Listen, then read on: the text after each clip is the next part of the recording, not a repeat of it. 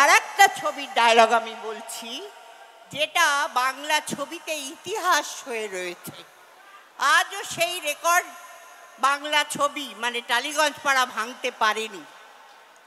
Producer সেই ছবি করে আর একটা ছবি তারপর করলো, ছবিটা সেরকম চললো না। তারপর সে ফিল্ম ইন্ডাস্ট্রি ছেড়েই চলে গেল।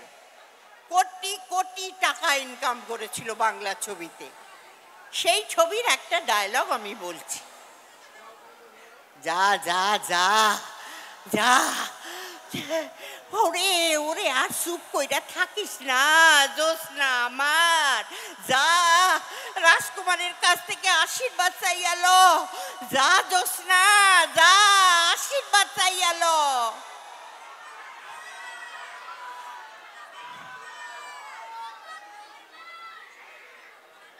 বেদের মেয়ে জ্যোৎস্না। যখন এই ছবিটায় আমি করলাম তখন টালিগঞ্জ পাড়ায় দেবশ্রী রায় থেকে শুরু করে সবাই আমাকে বলল কি, তখন আমার সবে বিয়ে হয়েছে, বলল অনামিকা দি তুমি খেতে পাও না, তুমি এই বাংলাদেশের একটা যাত্রার মতন একটা ছবি, এই ছবি করতে যাচ্ছ। আমি বললাম দেখা যাক না, অভিজ্ঞতা তো হবে। সবাই আমাকে বলেছিল কি ছবি করেছ, সেই ছবি আজ ইতিহাস হয়ে রয়েছে। মানে বাংলা ছবিতে আর কোনো প্রডিউসার এত টাকা পায়নি, এত নাম পায়নি। আর একটা ছবি প্রচণ্ড হিট করলো, কিন্তু সেটা ফুললি নেগেটিভ রোল। আমি জানি, আমি যখন আসছিলাম তখন অনেকে আমাকে ওই নামে ডাকলো। তো আমাকে এখন কোনো অনুষ্ঠানে গেলে আমি অনামিকা দি, অনামিকা কাকিমা, মাসিমা, ঠাকুমা, দিদিমা কিছুই বলে না, সবাই ওই নামে ডাকে। তো সেই নামে আমি কি অ্যাক্টিং করেছিলাম এবার তোমরা বলো।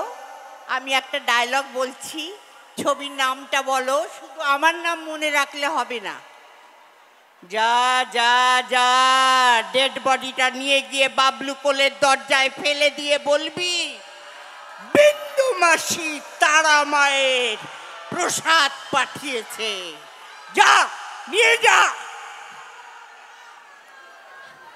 বিন্দু মাসি, তো আমার নামই হয়ে গেছে বিন্দু মাসি।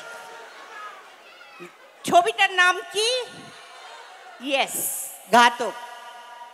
তো বলার কিছু নেই, ঘাতক যখন হিট করলো তারপরে আবার ওই রকম মেন ভিলেন, মানে টালিগঞ্জের ইতিহাসে কোনো মহিলা মেন ভিলেন চরিত্রে পাঠ করেনি। এই অনামিকা সাহা করেছে এবং আপনাদের সকলের ভালোবাসা পেয়েছে, বড়দের আশীর্বাদ পেয়েছে। এটা ঈশ্বরের কৃপা।